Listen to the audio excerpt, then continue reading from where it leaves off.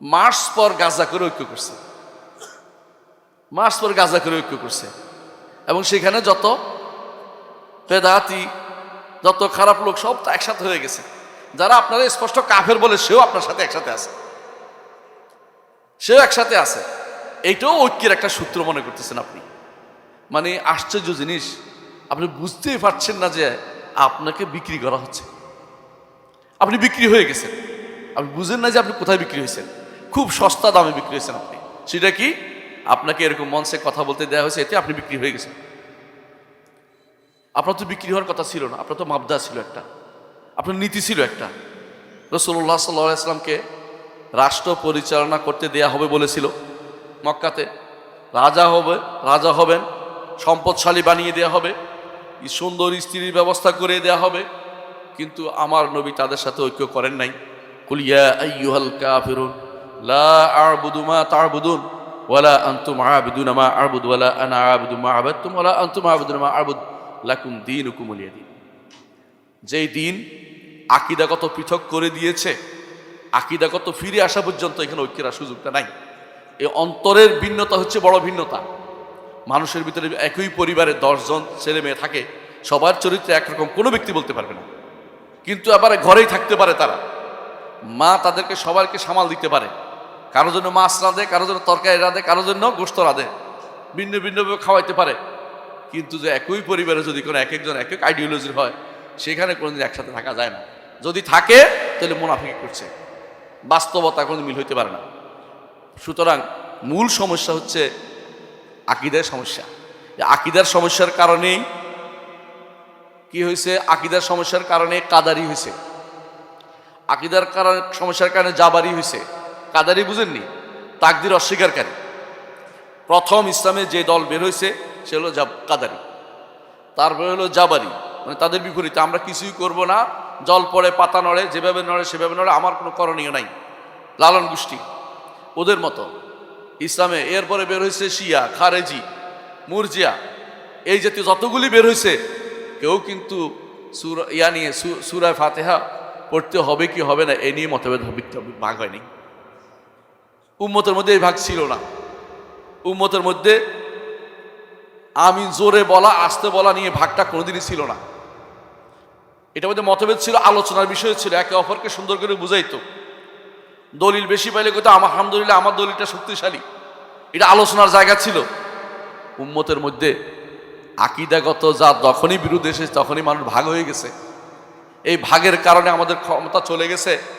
ওয়ালা তানাযালু ফাতাফশালু ওয়া তাযহাবা রিহুকুম, বিচ্ছিন্ন হয়েও না, ঝগড়া লিপ্ত হয়েও না, তাহলে তোমাদের ক্ষমতা চলে যাবে, তোমাদের শক্তি চলে যাবে এবং তোমরা হেরে যাবে। আজ আমরা মুসলিমরা হেরে গেছি একটি কারণ, আমরা আকীদাগত পরিশুদ্ধতা অর্জন করতে পারি নাই। আকীদা ধামাচাপা দিয়ে দুনিয়ার সমস্ত কিছু দিয়ে এক করতে চান, আপনি কোনোদিন এক হবে না। আকীদা ধামাচাপা দিয়ে এক হওয়া যায় না, আকীদাটা পরিশুদ্ধ হতে হবে। আর সুন্নাহর ব্যাপারে ছাড় দেওয়া যাবে না, রাসূলের সুন্নাহ দিয়েই আপনাকে ঐক্য করতে হবে। সুন্নাহকে ফিরে আসতে হবে, আকীদাতে ফিরে আসতে হবে, আকীদা এবং সুন্নাহ দিয়ে আপনাকে ঐক্যের জায়গায় যেতে হবে। সুতরাং আগে যেভাবে মতভেদ হয়েছিল, যেই কারণে মতভেদগুলি হয়েছিল ভিন্ন ভিন্ন ভাগ, 72 ফেরকা যেই কারণে হয়েছে, সে কোনো একটা কারণ আপনি খুঁজে পাবেন না যে এরা 72 ফেরকার মধ্যে কেউ আমিন জোরে বলছে না আস্তে বলছে নিয়ে ভাগ হয়ে গেছে, তা কিন্তু হয়নি। মাকালাতুল ফেরাক যারা লিখছে, মাকালাতুল ইসলামী লিখছে ইমাম আবুল হাসান আশআরী, তিনি লিখছে সবচেয়ে সুন্দর বই হচ্ছে মাকালাতুল ইসলামী ফেরাকের মধ্যে। ওনার মতো ইনসাফকারী আর কেউ লেখে নেই। প্রত্যেকে তার দলকে আহলুস সুন্নাত বলেছে, কিন্তু মাকালাতুল ইসলামীর মধ্যে তিনি প্রত্যেকের কথা তুলে ধরেছেন, আহলুল হাদিসদের কথাও তুলে ধরেছেন, সঠিক তথ্যটা তুলে ধরেছেন তিনি সেখানে। এজন্য ইবনে তাইমিয়া রাহমাতুল্লাহ আলাইহি বলতেন যে সবচেয়ে সুন্দর মাকালাত মধ্যে সবচেয়ে সুন্দর বই লিখেছে ইমাম আবুল হাসান আশআরী রাহমাতুল্লাহ আলাইহি। কারণ কেউ ইনসাফ করে না, তিনি ইনসাফ করেছিলেন কথা বলে। যদিও তিনি এই গ্রন্থটা লিখেছেন ফিরে আসার পরে, যখন তিনি কুল্লাবিয়া মত থেকে ফিরে এসে নিজে সুন্নাহর পথে চলেছেন, আবু বকর আস-সাজি রাহমাতুল্লাহ আলাইহির পথে চলেছেন। বারবাহারির সাথে তার সাক্ষাৎ হয়েছে। বারবাহারি তাকে বললেন যে তুমি হাদিস শিখো নাই, তো কিছু শিখতে পারো নাই। তখন তিনি হাদিস শিখতে বসে গেলেন। তারপর তিনি এই গ্রন্থটি লিখলেন। হাদিস শিখার পরে সহিহ আকীদা আসতে পেরেছে, এই জন্য হাদিস যে ব্যক্তি শিখবে না, সহি আকীদার ধারও কাছে যেতে পারবে না। আমরা 30 বছর 40 বছর কেউ কেউ হাদিস পড়াই, গর্ব করে 30 বছর হাদিস পড়াচ্ছে বোখারি 30 বছর পড়ার পরেও আল্লাহ তাআলা কোথায় আছে সেটা তার মাথায় আসে না। বোখারি 30 বছর পড়া ইমাম বোখারি মানহাজ জানে না। ইমাম বোখারি কিতাবুত তাওহীদ যদি কোনো কেউ একটা পরিচ্ছন্ন মন নিয়ে পড়ুক, আমি কিছু বলবো না। ইমাম বোখারি কি চায়, এত ভালোবাসেন আপনি ইমাম বোখারিকে, 30 বছর ধরে পড়াচ্ছেন, চাকরি নয় কেন বোখারির উস্তাদ হিসেবে প্রতিষ্ঠিত হতে চান। ইমাম বোখারি যে আকীদায় বিশ্বাস রাখতো, যে বিশ্বাস লালন করতো, তার সাথে একাত্মতা পোষণ করেন, অপব্যাখ্যাটা করেন না। অমুকে কি বলেছে, তমুকে কি বলেছে, তা দিয়ে আপনি আল্লাহর কাছে নাজাত পাবেন না। আপনাকে কোরআন এবং সুন্নাহর অনুসরণ করে শুধুমাত্র নাজাতের ব্যবস্থা করতে হবে। এ ছিল আগেকার মতভেদ। এখনকার মতভেদ আরো ভয়াবহ। আকীদার মতভেদের পরে এখন বাড়ছে, কি বাড়ছে সেটা হচ্ছে এখন বেদাতের দিকে, বেদাত কাফেরদের মতবাদের দিকে ডাকার অতিরিক্ত জিনিসও বাড়ছে। কথা বুঝছেন কিনা? আপনি যদি আগেকার কোনো মানুষকে সরাসরি কাফেরদের মতবাদ দিকে ডাকতেন, সরাসরি আপনাকে মুরতাদ ঘোষণা করত, সরাসরি আপনাকে কাফের করত, আপনার জিন্দিক বলতো। এখন এমন একটা প্রজন্মে আমরা বসবাস করি, আমরা যদি বলি যে এই কাজটা আল্লাহ এবং তার রসুলের সম্পূর্ণ নীতি বিরুদ্ধ, কোরআন এবং সুন্নাহ বিরুদ্ধ, বলবো যে সন্ত্রাসী, বলবো যে অমুক দেশের কাজ করতেছে। আর কিছু না পারে, সস্তা বুলি হচ্ছে ইহুদির দ্বারা, সস্তা বুলি, আর কিছু নাই। আপনি কি জানেন একজন মানুষকে ইহুদির দালাল অর্থ কি? তাকে কাফের বলা। আর কাফের বললে রাসূলুল্লাহ সাল্লাল্লাহু আলাইহি ওয়াসাল্লাম বলেছেন যে কেউ যদি কাউকে কাফের বলে, যদি সে ব্যক্তি কাফের না হয়, এইটা তার উপরে এসে পড়ে। এই জন্য কাউকে নির্ধারণ করে যারা কাফের বলেছে ওদেরকে আল্লাহকে ভয় করা উচিত। আমরা এখন পর্যন্ত আলহামদুলিল্লাহ নির্দিষ্ট করে ওলামারা যতক্ষণ না বলেছে আমরা কোনোদিন কাফের বলি না কাউকে। আমরা বলি এই কথা বললে কাফের হয়ে যায়। ব্যক্তিকে কাফের বলার ব্যাপারে শরীয়তে বিশেষ রেস্ট্রিকশন দিয়েছে। এই রেস্ট্রিকশন আমরা মেনে চলি। শরীয়তে বলেছে শর্ত পূরণ, বাধা দূরীকরণ, দুইটা ছাড়া ব্যক্তিকে আমরা কাফের বলি না। এটাই শরীয়তের নির্দেশনা। কারণ আমি যদি কোনো প্রধান মুফতি হইতাম, সেটা বলার অধিকার আমার থাকতো। প্রধান মুফতি ছাড়া কেউ এটা কোনোদিন যেন না বলে। এই যে বর্তমান যে অবস্থা দাঁড়িয়েছে, মূল কারণ হচ্ছে আমরা আমাদের দিন সম্পর্কে অজ্ঞ রয়ে গেছি। একটা বিরাট জনগোষ্ঠী তৈরি হয়েছে যারা ইমানের আরকানগুলি জানেনি। কেন এটাই আমাদের মতভেদটা তৈরি হয়েছে? তারা অনেক কিছু জানে। অনেকে দেখবেন মুখস্থ করেছে সরেজামি, কাফিয়া, নাহু, যত বই আছে সব মুখস্থ পারে। অনেকে আছে, কেউ আছে পুরা কবিতা মুখস্থ পর কবিতা পারে। একজনকে দেখলাম, তিনি মৌরিতানিয়ার এক শেখ, নাম বলতে চাচ্ছি না, আপনি বুঝবেন আপনারা। তিনি যখন এরকম ওনার একজন সাক্ষাৎকার নিচ্ছে, বলছে যে রাসূলুল্লাহ সাল্লাল্লাহু আলাইহি ওয়াসাল্লাম তো বলেছেন আমার উম্মত ৭৩ ভাগে বিভক্ত হবে, এক ভাগ বইতে সব জাহান্নামী। তিনি বললেন যে শেষের অংশটা আপাতত থাকুক, প্রথম অংশটা নিয়ে আলোচনা হোক। তো কি বললেন? ৭৩ ভাগে বিভক্ত হবে, তার বুঝাচ্ছেন যে উম্মতের মধ্যে অনেক জ্ঞানী গুণী লোক হবে, প্রত্যেকে মত দেওয়ার ক্ষমতা রাখবে। মানে এটা সম্পূর্ণ উল্টেই দিছে। রাসূলুল্লাহ সাল্লাল্লাহু আলাইহি ওয়াসাল্লাম বলছে কুল্লুহুম ফিন্নার ইল্লা ওয়াহিদা। এটা তখন জিজ্ঞাসা করতেছে, পরে যে বলছে কুল্লুহুম ফিন্নার ইল্লা ওয়াহিদা, বলছে এই সংসারটা দুর্বল মনে হচ্ছে আমার কাছে, ওনার কাছে দুর্বল মনে হচ্ছে। এই রকম যদি কোনো আপনি এখন অপব্যাখ্যার ডালি খুলে দেন, কোরআন হাদিস কিছুই রাখতে পারবেন না। অপব্যাখ্যা যারা চালু করেছে এরাই আমাদের উম্মতের বিভক্তি শুরু করেছে। সাহাবায়ে কেরামের মধ্যে কোনো অপব্যাখ্যা ছিল না, যে যা জানতেন তা বলতেন, যা জানতেন না বলতেন। রাসূলুল্লাহ সাল্লাল্লাহু আলাইহি ওয়াসাল্লাম জীবদ্দশায় বলতেন আল্লাহ ওয়া রাসূলুহু আ'লাম। রাসূলুল্লাহ সাল্লাল্লাহু আলাইহি ওয়াসাল্লাম দুনিয়া থেকে চলে যাওয়ার পরে তারা বলতেন আমি জানি না, তোমরা অমুকের কাছে যাও, সে আরো ভালো জানে আমার থেকে, তার কাছে পাঠিয়ে দিতেন। কিন্তু আমরা অতিরিক্ত সবাই কথা বলতে চাই, আকীদা ও মানহাজ না জেনেও কথা বলি। ছোট বাচ্চাদের এত বড় পর্যন্ত পড়িয়েছেন আপনি, কিন্তু তাকে আল্লাহ সম্পর্কে জ্ঞানটা দিতে পারেন নাই। আল্লাহ সম্পর্কে যে ব্যক্তি জানে না, সে ব্যক্তি কিভাবে বিশুদ্ধ হইতে পারে? সম্মানিত উপস্থিতি, আমি ঐক্যের কিছু সূত্র বলবো। ঐক্যের সূত্র, 1 নম্বর সূত্র হচ্ছে আল্লাহ যা বলেছেন তা, ওয়াতাসিমু বিহাবলিল্লাহি জামিআ ওয়া লা তাফাররাকু। ওয়াতাসাম বিহাবলিল্লাহ, হাবলুল্লাহর অনেক ব্যাখ্যা করেছে অনেকে, কিন্তু এই ব্যাখ্যাটা যেটা অনেকেই করেছে আমি জানি, পরিবেশ পরিস্থিতি হাবলুল্লাহ অনেক ব্যাখ্যা হয়, কিন্তু মূল ব্যাখ্যা হচ্ছে কোরআন এবং সুন্নাহ। কোরআন এবং সুন্নাহকে আঁকড়ে ধরতে হবে। কোরআন এবং সুন্নাহকে আঁকড়ে ধরতে হবে। এই কথা বললে যারা হাদিস অস্বীকারী তারা ব্যতীত, যারা হাদিস কোরআন তারা ব্যতীত কোরআন হাদিস মানে তারা বলে আমরাও তো কোরআন হাদিস আঁকড়ে ধরি। বেদাতি যারা আছে, এদের বর্তমানে যারা বেদাতি পথে চলে, বিশেষ করে আশারি মাতুরিদি নাম ধরেই বললাম, এই দুই ফেরকার মধ্যে কেউ কোরআন সুন্নাহ মানে না, এটা বলে না মুখে, বলে আমরা মানি। কিন্তু সমস্যা কোথায়? কোরআন সুন্নাহকে আলা ফাহবে সালাফিল উম্মাহ মানে না, অর্থাৎ উম্মতের সালাফদের বুঝের উপর মানবে না। তারা বলবে সালাফরা নিরাপদ পথে স্থিত, বলতো না কিছু, আমরা যারা পরবর্তীরা আসছি আর বেশি জানি, আমাদের কথা বেশি গুরুত্বপূর্ণ, এই জন্য তারা বেশি জানার দাবি করে বিভ্রান্তিকে প্রসার করেছে। সুতরাং 1 নম্বর কাজ হবে ইতিসাম বিহাবলিল্লাহ ওয়া তাসমু বিল্লাহ। আল্লাহ যেটা বলেছেন, আল্লাহর রজ্জুকে আঁকড়ে ধরতে হবে।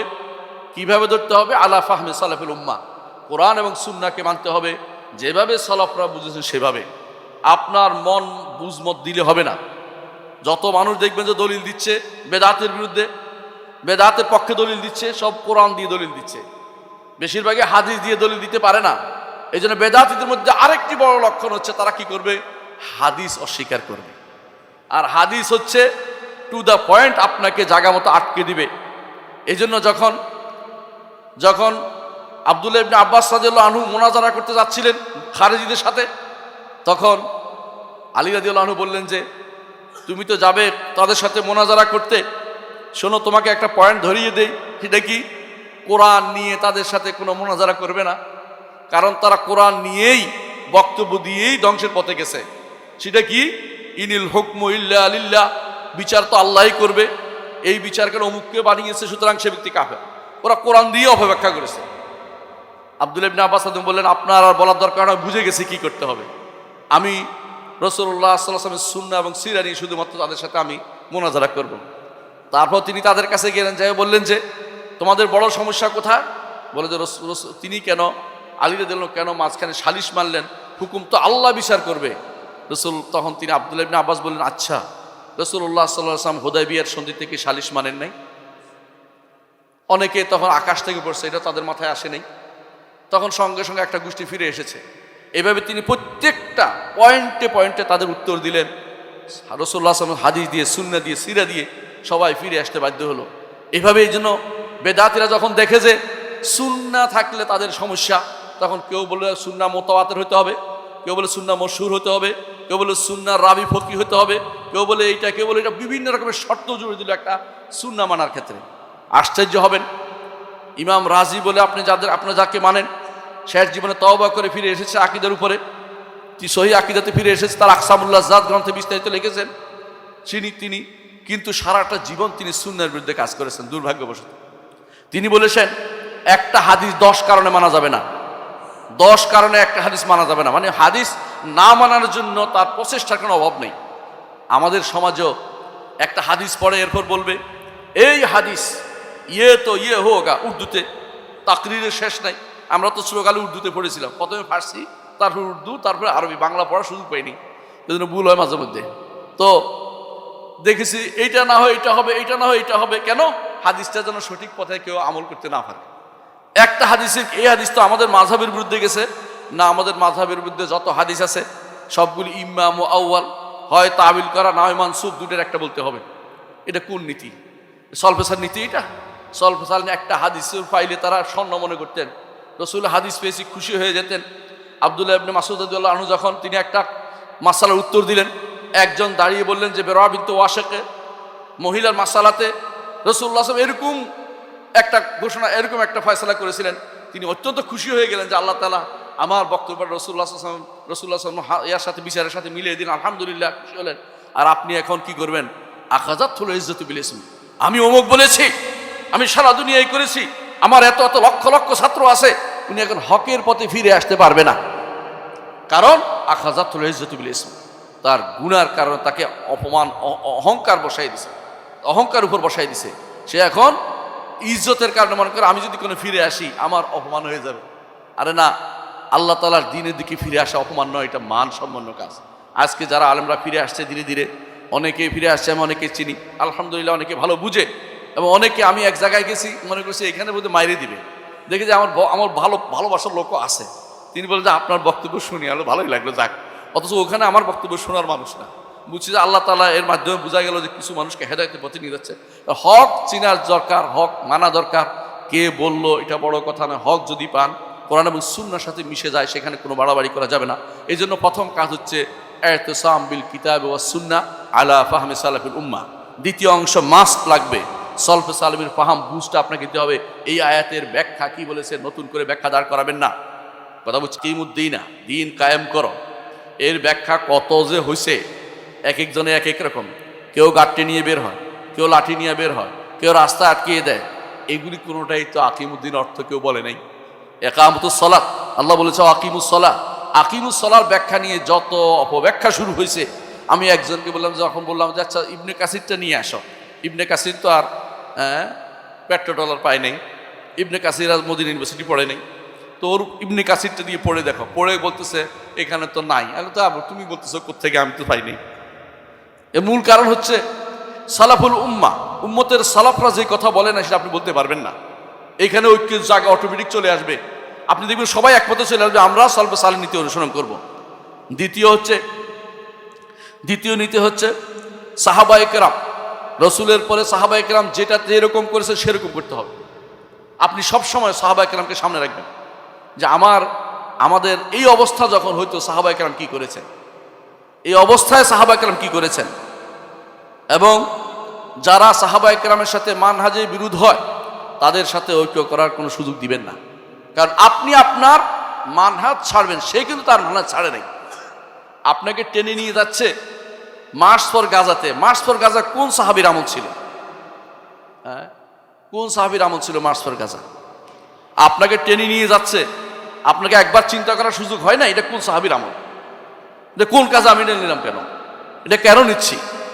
সাহাবীর আমলের বাইরে যারা আমল করবে তাদের আমলকে ফেলে দেন, উড়ে, কোনো দরকার নেই। আমাদের নবী আমাদের বলে দিয়েছেন, মা আনা আলাইহি ওয়া আসহাবি, আমি আছি যার উপর, আমার সাহাবী আছে যার উপর, সেটার উপর থাকতে হবে। দ্বিতীয় নীতি হচ্ছে অবশ্যই সাহাবায়ে কেরামের প্রতিষ্ঠিত নীতির উপর থাকতে হবে। একসাথে যা একমত হয়েছে, একমত হলে, একক মত হলে যদি অন্য কিছু কেউ বিরোধিতা না করে সেটাও আপনার জন্য হুজ্জত এবং প্রমাণ হিসেবে প্রতিষ্ঠিত থাকবে। আব্দুল ইবনে ওমর রাদিয়াল্লাহু আনহু যখন ইয়াজিদের বিরুদ্ধে মদিনাবাসীরা দাঁড়িয়েছে, আব্দুল ইবনে ওমর রাদিয়াল্লাহু আনহু সবাইকে সাবধান করলেন, সাবধান, এই কাজটা ভালো নয়, তোমাদের বিপদ আসতে পারে। সেই বিপদ এসে মদিনাবাসীদেরকে খান খান করে দিয়েছে। মদিনাবাসীদের মৃত্যু আমরা সহ্য করতে পারি না, আমরা বলি কেন সেটা করলো ইয়াজিদ। আমরা ইয়াজিদকে এর জন্য বিশেষভাবে দোষ দেই এবং তার উপরে আমরা কোনো রহমত দোয়া করি না। এই কারণ হচ্ছে সে মদিনাবাসীদের খারাপ ব্যবহার করেছে। কিন্তু এই কাজটা সূত্রপাত কারা করেছিল? যারা অতিমাত্রা উৎসাহী হয়ে অতিমাত্রা সাহাবীর কথা শুনে নাই, এগিয়ে বেরিয়ে গেছে, তারাই তো কর্মটা চালু করে দিয়েছে। এটা বুঝার দরকার আছে, আলেমদের পথে থাকার দরকার আছে। তিন নম্বর কাজ হচ্ছে কোনো দল এবং কোনো গোষ্ঠীর ভিতরে ঢুকা যাবে না, কোনো দলাদলির ভিতরে ঢুকা যাবে না। ইসলামে কোনো দলাদলির স্থান কোনোদিনই ছিল না। ইসলামে কোনো দলাদলির স্থান কোনোদিনই ছিল না। আলীর একটা দল, তারপরে মুয়াবিয়ার আরেকটা দল ছিল না। তারা ছিল পরস্পর এমন জায়গায় যাওয়ার জন্য যে তিনি চেয়েছেন এটা হক প্রতিষ্ঠা করতে, তিনিও চেয়েছেন হক প্রতিষ্ঠা করতে। দুজনে হক প্রতিষ্ঠার চিন্তা ছিল, কিন্তু দলাদলির ভাগ ছিল না। এ দল করা যে ইসলামের ভিতরে কেউ ঢুকিয়ে দিচ্ছেন, ইসলামের নীতি কোনোদিনই ছিল না, এটা পাশ্চাত্যের নীতি। 1200 বছর পর্যন্ত মুসলিমরা পৃথিবী শাসন করেছে। 1300 বছর ধরলাম, 1224 খেলাফত যতদিন ছিল, ওই সময় কি আমাদের কোনো দল ছিল? এই দলীয় ব্যানার থেকে বেরিয়ে আসতে হবে, অমুক দল তমুক দল নয়। কোরআন এবং সুন্নাহর পথ হচ্ছে আমাদের পথ, এই পথে আমাদের চলতে হবে। দলীয় কোনো ব্যানারে একসাথ হওয়া যাবে না, তাহলে আরো বাড়বে। ইসলামের সাথে আকরাম ভাই যেটা বলে মাঝে মধ্যেই, ইসলামের সাথে আগে পিছিয়ে লাগাইলে আরো সমস্যা বাড়ে। ইসলামের সাথে অমুক ইসলাম তমুক ইসলাম না লাগাই ইসলামকে নিয়ে এগিয়ে যাই। আল্লাহ আমাদের জন্য ইসলামকে দিয়েছেন। আমরা সকালবেলা বলি রাদিতু লাকুম, আল্লাহ কোরআনে বলেছেন রাদিতু লাকুমুল ইসলাম দীনা, তোমাদের জন্য ইসলামকে আমি সন্তুষ্ট চিত্তে আল্লাহ মেনে নিয়েছেন। বলি আমরা সকালে বিকালে বলি রাদিতু বিল্লাহি রাব্বান ওয়া বিল ইসলামি দীনান ওয়া বি মুহাম্মাদিন নাবিয়্যান। সুতরাং এর সাথে কিছু যুক্ত না করে ইসলাম নিয়ে এগিয়ে যাই, ইসলামের দাবিটা নিয়ে এগিয়ে যাই। ইসলাম কি চাই এটা বুঝে নেই, সেটা কি নিয়ে আমরা এগিয়ে যেতে থাকি। 4 নম্বর হচ্ছে বিশুদ্ধ আকীদার ব্যাপারে কোনো রকমের ছাড় দেওয়া যাবে না। বিশুদ্ধ আকীদা বিশুদ্ধ করার দাওয়াত নিয়ে গিয়ে যায়। 4 নম্বর যে কাজটা করবেন, আকীদা বিশুদ্ধ দাওয়াত দিবেন। আপনি নিজের পরিবারে দিবেন, প্রত্যেকে তার অধীনস্থ লোকদের দিবেন, যে যেখানে আছে সেখানে দাওয়াতটা দিবেন যে আমি আকীদা বিশুদ্ধ করবো, তাহলে ওয়াহদাতুল ফিকির হবে, চিন্তাধারা একরকম হবে, কেউ বাইরে যাবে না। সাহাবায়ে কেরামের চিন্তাধারা একরকম ছিল, কারণ তারা আকীদার মধ্যে সাহাবায়ে কেরাম কোনো মতভেদ করে নাই। সাহাবায়ে কেরাম কোনো আকীদাতে মতভেদ এখন পর্যন্ত দেখাইতে পারে নাই। ইবনে তাইমিয়া রাহমাতুল্লাহ আলাইহি তার কিতাব ফাতাওয়াল হামাবিয়াল কুবরার মধ্যে বলেছেন যে সাহাবায়ে কেরাম বহু মাসআলাতে মতভেদ করেছে, কিন্তু আকীদাতে কোনো মতভেদ করে নাই। এটা আকীদার মাসআলাতে ঐক্যের জায়গাটা হচ্ছে আকীদা, সেখানে অবশ্যই আপনাদেরকে এই দাওয়াত দিয়ে যেতে হবে, আকীদার দাওয়াতটা দিতে হবে। 5 নম্বর হচ্ছে মৌলিক ইবাদতের মাসআলাতে ঐক্য করতে হবে। মৌলিক ইবাদতের মাসআলা কি? সালাত, যাকাত, সওম, হজ, এগুলিতে আমাদের একরকম হতে হবে, এগুলিতে ভিন্ন মত গ্রহণযোগ্য হবে না। এই জন্য যারা ভিন্ন মত পোষণ করে, যেমন শিয়ারা, তাদের সাথে আমাদের ঐক্য করার কোনো প্রশ্নই আসে না। কি পোষণ করে তারা? কি করে? ওযু করে, পা ধোয় না। যখন আজান দেয় তখন একটা নতুন করে বানাইছে হাইয়া আলা খায়রুল আমল, আর যখন একামত দেয় আশহাদু আন্না মুহাম্মাদুর রাসূলুল্লাহ আলী ওলিউল্লাহ বানাইছে, যখন সালাত আদায় করে 3 ওয়াক্ত পড়ে।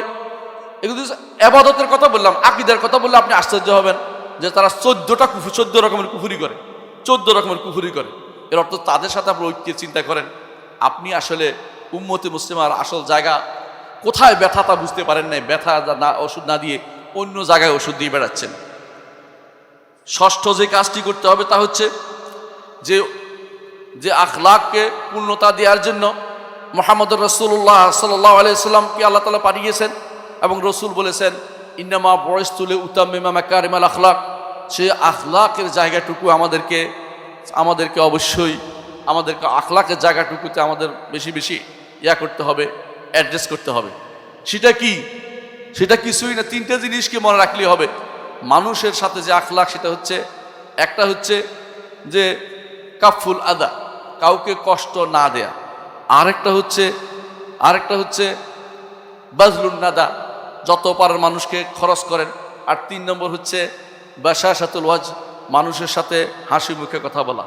এই 3টে জিনিসকে আপনি কাজে রাখুন, দেখবেন যে দাওয়াতের ক্ষেত্রে আপনার বিশাল কাজ দেবে। আপনি দাওয়াত দিবেন, কিন্তু দাওয়াত কঠোরভাবে দিলে কেউ নিবে না।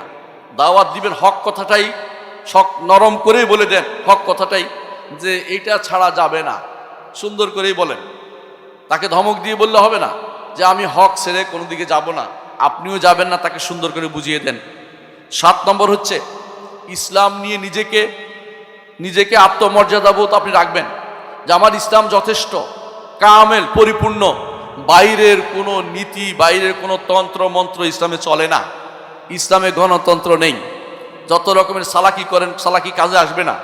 আজ থেকে 100 বছর পরে যখন ইসলাম ইনশাআল্লাহ আল্লাহ প্রতিষ্ঠা করবে, তখন যারা চালাকি করেছেন তাদের নিয়ে হাসাহাসি হয়ে যাবে। কথা বুঝেন কিনা? ইসলামের ভিতরে যারা দর্শন ঢুকিয়েছেন, এখন আমরা বুঝি যে দর্শন ইসলামে আসলে নাই, এরা জোর করে ঢুকিয়েছে। ঠিক তেমনিভাবে গণতন্ত্র নামক তন্ত্রমন্ত্র ইসলামে নাই, অনুরূপভাবে সমাজতন্ত্র নাই।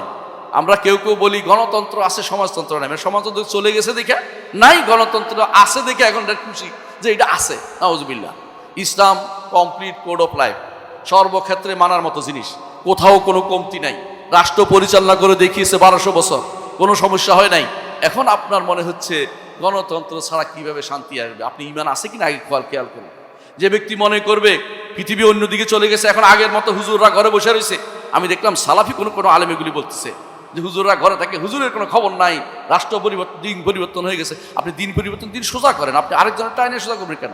নিজের ছেলে নষ্ট হলে ছেলেকে সোজা করতে হয়, আরেকজনের ছেলে আইনে বাপ ডাকাইতে কার লাভ নাই। এটাতে বুঝছেন কথাটা? নিজের ছেলেকে সোজা করেন, আরেকজনের ছেলে দিয়ে নিজে বাপ শুনে লাভ নাই, কোনো লাভ হবে না।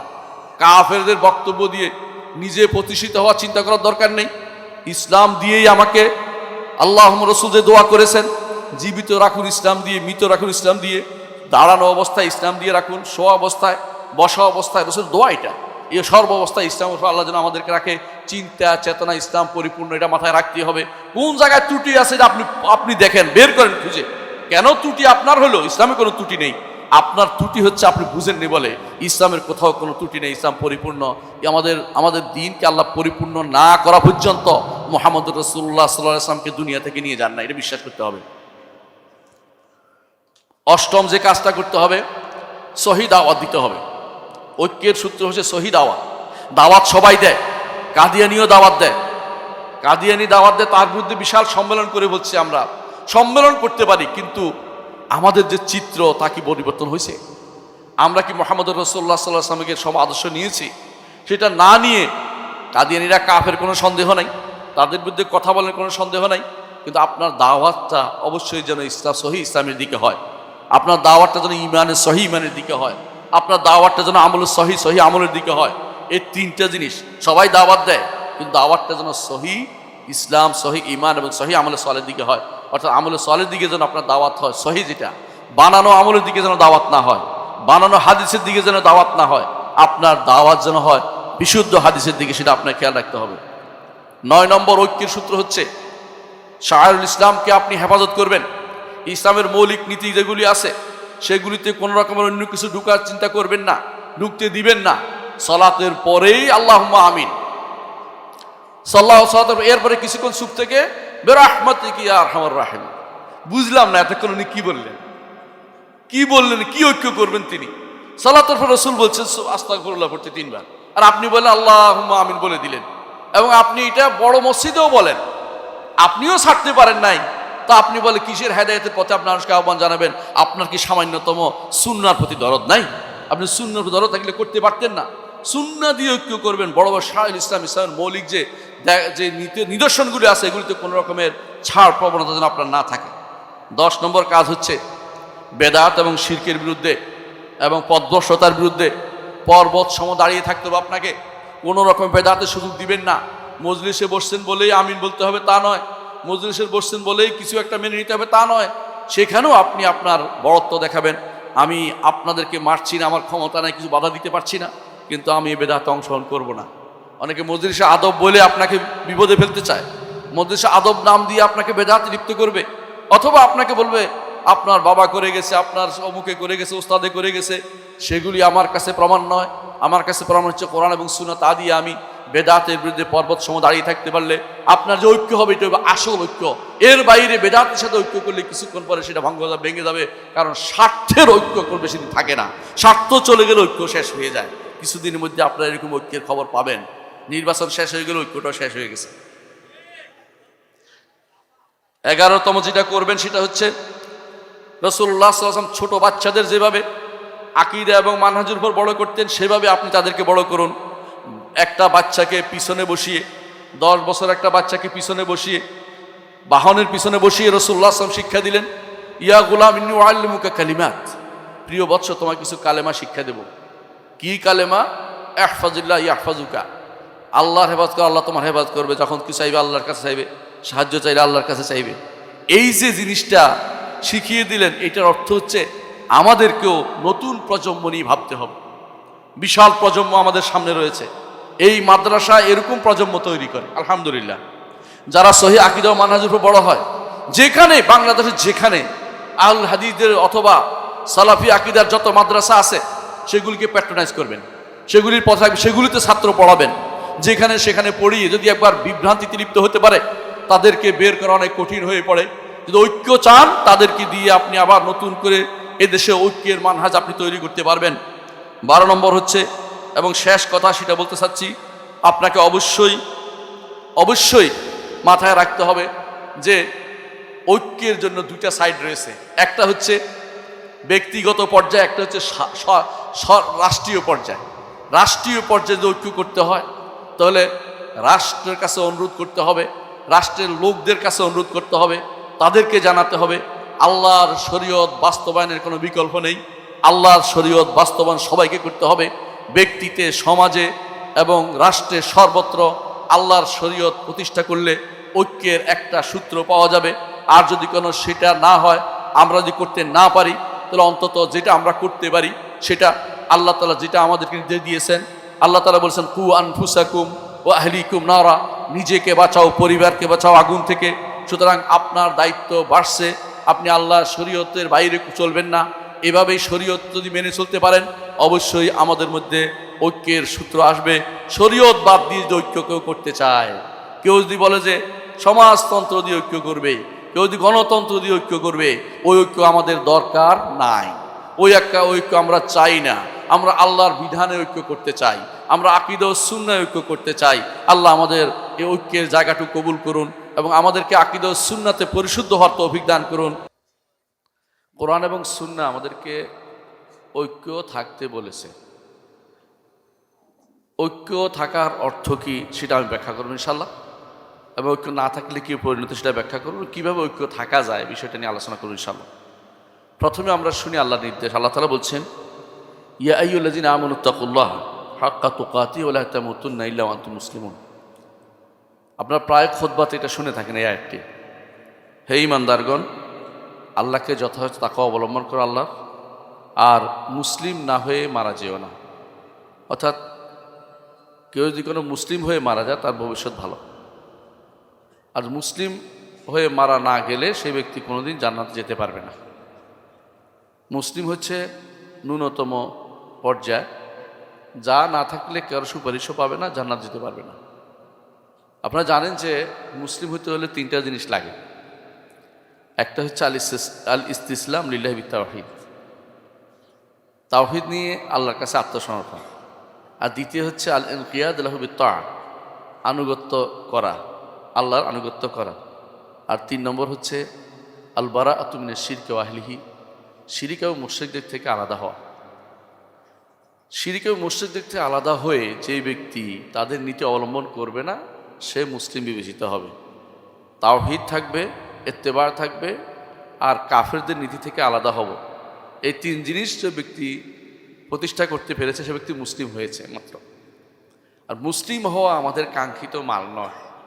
আমাদের কাঙ্ক্ষিত মান হচ্ছে মহসিন হওয়া, মুসলিম না। মুসলিমের উপরে হচ্ছে মুমিন, মুমিনের উপরে হচ্ছে মহসিন। যাতে করে একজন মানুষ জান্নাতে যেতে হলে মহসিনরা জান্নাতে অটোমেটিক চলে যাবে, কোথাও কোনো তাদের আটকানোর কিছু নেই।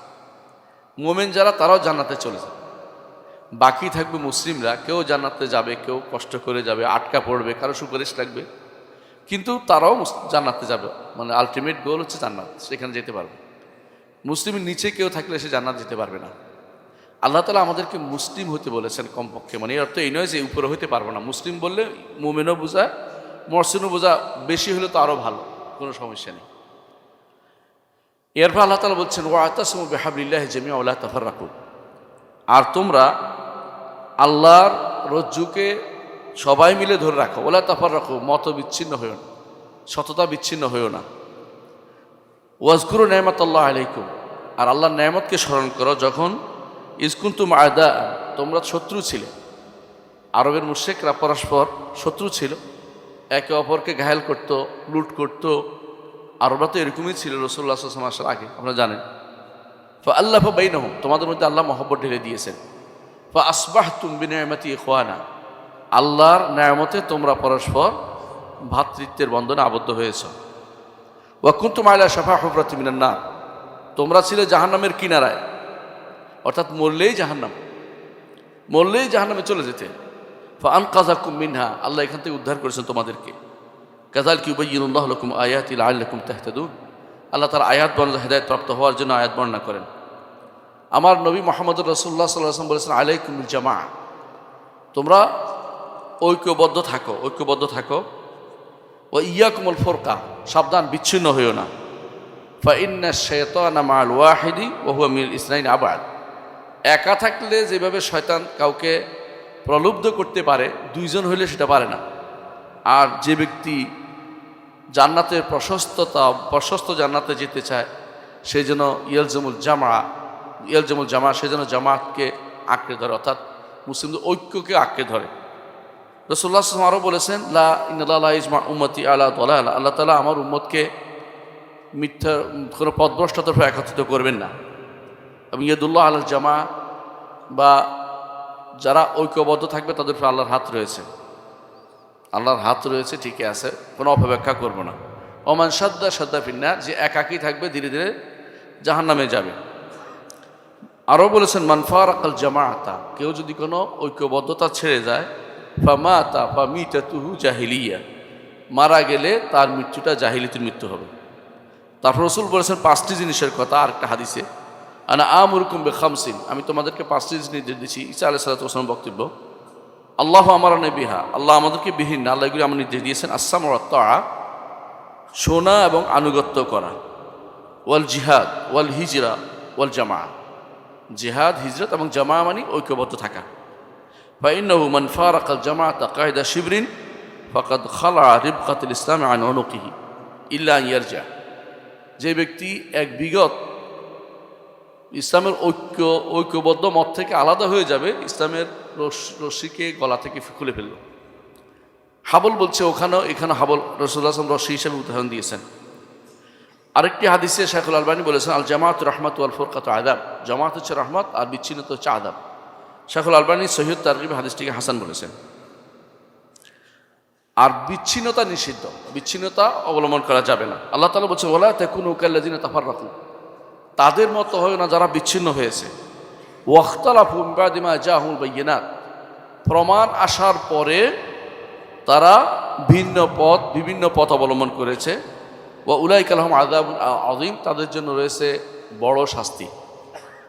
আরও বলেছেন আল্লাহ তাআলা, ওয়ালা তাকুনু মিনাল মুশরিকিন, মুশরিকদের অন্তর্ভুক্ত হইও না।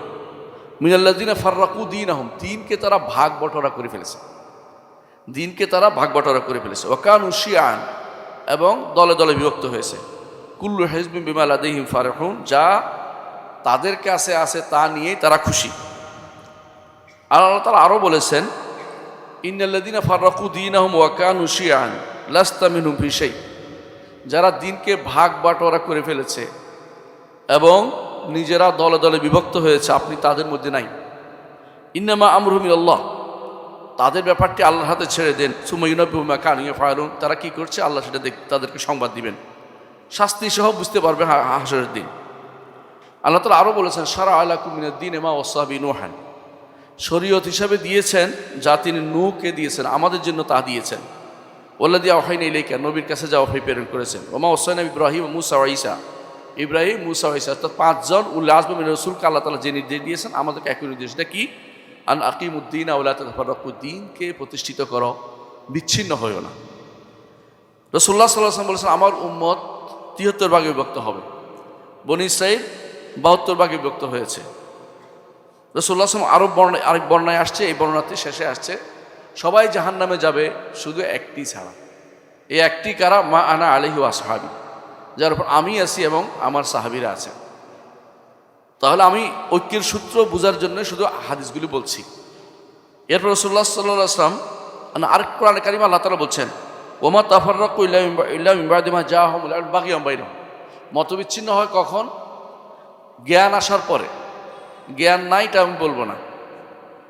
আজকে আপনারা যাকে সাদর সম্ভাষণ জানিয়েছেন, ওনার চেয়ে বড় আলেম কিন্তু আছে।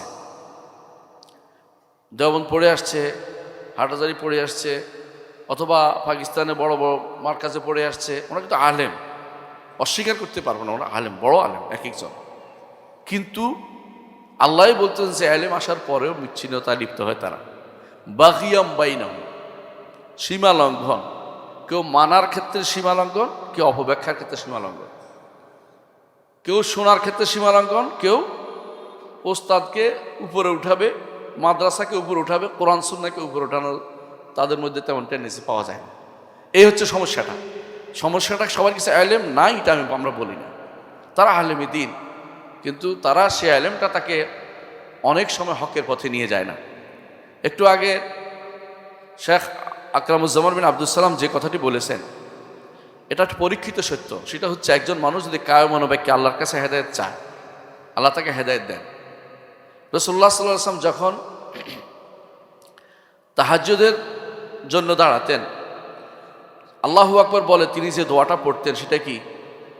আল্লাহুম্মা রাব্বা জিবরিল ও মিকাইল ইসরাফিল, আল্লাহ আপনি হচ্ছেন জিবরিলের রব, মিকাইল রব, ইসরাফিলের রব, সব কিছু রব। শেষে বলেছেন, ইহদিনী লিমা ইখতালাফু মিনাল হাক্কি বিইজনিক ইন্নাকা তাহদি মান তাশাউ ইলা সিরাতিন মুস্তাকিম, তারা যে বিষয়ে মতভেদ করেছে আমাকে সঠিক পথটি দেখান। রাসূল এই দোয়াটি করেছেন। দুনিয়ার মানুষ যদি কোনো মন থেকে যদি আল্লাহর কাছে হেদায়েত চায়, আল্লাহ হেদায়েত দিবেন। কারণ রাসূলুল্লাহ সাল্লাল্লাহু আলাইহি ওয়াসাল্লাম বলেছেন, কেউ যদি আল্লাহর দিকে এক বিঘত এগিয়ে আসে, আল্লাহ তার দিকে এক হাত এগিয়ে আসে। কেউ যদি কোনো তার দিকে এক হাত এগিয়ে আসেন, আল্লাহ তাআলা তার দিকে এক বেড় এগিয়ে আসেন। বেড়, দুই হাতের যতটুকু বেড় বোঝায়, বেড় ধরি না আমরা, বেড়। আর কেউ যদি কোনো আল্লাহর দিকে হেঁটে আসে, আল্লাহ তার দিকে আরও দ্রুত এগিয়ে আসেন। এর অর্থ হচ্ছে আপনি যতটুকু আল্লাহর দিকে যাওয়ার জন্য আপনি আকাঙ্ক্ষী হবেন, আল্লাহ আপনাকে হেদায়েত দিবেন। তো দুনিয়ার মানুষের এলেম আছে, কিন্তু মতভেদও লিপ্ত হয়। এলেম থাকার পরেই মতভেদে লিপ্ত হয়েছে অনেকেই। এই জন্যই সেটা আমাদের আলোচ্য বিষয় হিসেবে উল্লেখ করলাম যে আমরা অন্তর থেকে মতভেদ থেকে বেরিয়ে যেন আল্লাহর কাছে চাইব। কিন্তু মতভেদগুলি কেন হয়? অনেকগুলো কারণ আছে। এর মধ্যে হাসাদুল বাগদা, রাসূলুল্লাহ সাল্লাল্লাহু আলাইহি ওয়াসাল্লাম বলেছেন, দাব্বা ইলাইকুম দাউল উমাম, পূর্ববর্তী জাতিদের যে রোগ এটা তোমাদের মধ্যে ঢুকে গেছে। একটা হচ্ছে কি হাসাদুল বাগদা, হিংসা এবং বিদ্বেষ, এটা তোমাদের মধ্যে ঢুকে গেছে। আপনি ভালো করে জানেন আপনার ভাই সালাত আদায় করে সালাত আদায় করে এবং তিনি শরীয়তের পাবন্দি মেনে চলে, তারপরেও আপনি তার মসজিদটা ভেঙে ফেলবেন। আছে না আপনাদের? এটা কি জন্য হয়েছে? হিংসা বিদ্বেষ, আর কিছুই না। জিজ্ঞাসা করে তাদের কাফের মুখস্থ বলতে পারে কাফের, কিন্তু কাফের কেন হয়েছে বলতে পারবে না। বুঝেন না? বলে দিবে কাফের কাফের কাফের কাফের, অমুক কাফের। তো কেন কাফের হইল? দেখবেন যে যেটা দিয়ে তাদের কাফের বানাচ্ছে ওইটা ইমানের একটা বড় জিনিস, এটা দিয়ে তারা কাফের বানিয়ে ফেলতেছে। এটা হচ্ছে হাসাদ ওয়াল বাগদা, যে এরা দিন দিন বেড়ে যাচ্ছে, এর লোক বেড়ে যাচ্ছে, ভবিষ্যতে আমাদের খোরাকি বন্ধ হয়ে যাবে। এই চিন্তায় বেশিরভাগ মানুষ হিংসা বিদ্বেষ করে সহিহ আকীদা ও মানহাজ গ্রহণ করে না। আহলে হাদিসদের ঘৃণা করে এই কারণে, আর কোনো কারণ নাই। মৌলিক কারণ এটাই। আপনি ভালো করে দেখবেন সব জায়গাতেই হিংসা বিদ্বেষ যেন তাদের একটা অভ্যাসে পরিণত হয়েছে। মূলত এই যে জায়গাতে মতভেদটা হইল, বিচ্ছিন্নতা হইল, এর মূল কারণ কিন্তু সাধারণ ভিন্নতা নয়, এটা অন্তরের ভিন্নতা। অন্তরের ভিন্নতা, বিশ্বাসের ভিন্নতা। বিশ্বাসের ভিন্নতা যখন আসে তখনই মানুষের ভিতরে বড় ধরনের মতভেদ চলে আসে। এটার নাম হচ্ছে আকীদার ভিন্নতা। আকীদায় ভিন্ন থাকলে আপনি তার সাথে মৌখিক ঐক্য করলেও কিছুক্ষণ থাকবে, কিছুক্ষণ পর থাকবে না। হয়তো করবেন, লোক দেখানোর জন্য একটা ঐক্য হইতে পারে। ঐক্যের অনেকগুলো সূত্র তো আমরা দেখেছি না? ঐক্যের অনেক সূত্রের মধ্যে একটা হচ্ছে কিছুদিন না, যখন এদেশে কিছুদিন এমন লোকে আহ্বান জানাইছে যে সারা বাংলাদেশে পতাকা উড়ানো দিয়ে ঐক্য করছে না? পতাকা উড়াইছে না? আবার কিছুদিন দেখছেন যে মোমবাতি জ্বালাই ঐক্য করছে, সবাই মোমবাতি জ্বালান। হ্যাঁ, কিছুদিন দেখলাম যে আবার